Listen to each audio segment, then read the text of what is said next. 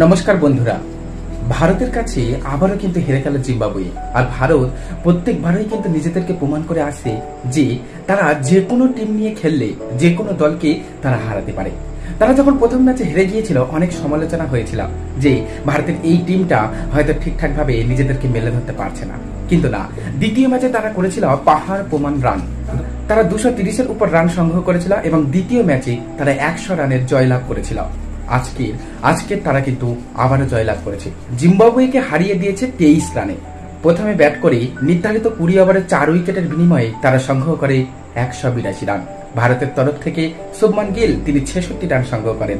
49 রানের ঝকঝকে একটি ইনিংস উপহার দিয়েছেন ঋতুরাজ গাইকোয়াড় এবং এছাড়া জয়সওয়ালও ভালো খেলেছিলেন।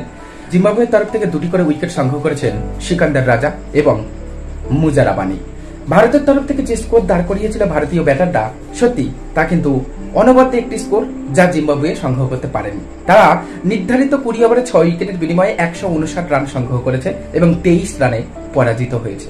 জিম্বাবুয়ের তরফ থেকে মায়ার্স তিনি সবচেয়ে বেশি রান সংগ্রহ করেছেন, 65 রান সংগ্রহ করেছেন এবং মাতান্দে তিনি কিছু রান সংগ্রহ করেছিলেন। ভারতের তরফ থেকে দুর্দান্ত বল করেছেন ওয়াশিংটন সুন্দর, 3টি উইকেট তুলে নিয়েছেন এবং আবেশ খান তিনি 2টি উইকেট সংগ্রহ করেছেন।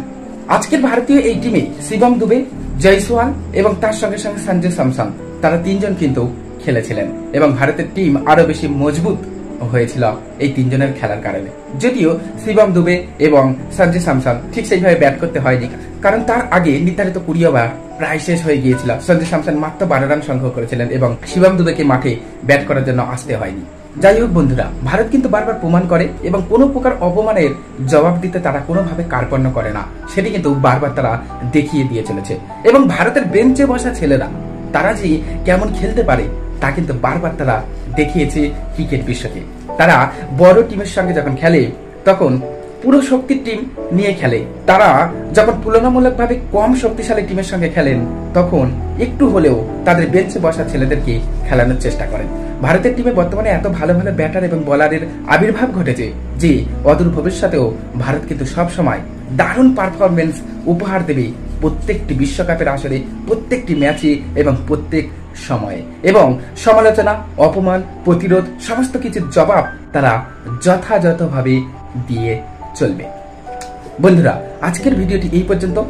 ভারতের নবাগত ক্রিকেটাররা তারা কি এবারে সিরিজ জয়লাভ করতে পারবে? আর 2টি ম্যাচ বাকি রয়েছে, 2টির মধ্যে একটাই জিতলে তারা সিরিজ জয়লাভ করবে।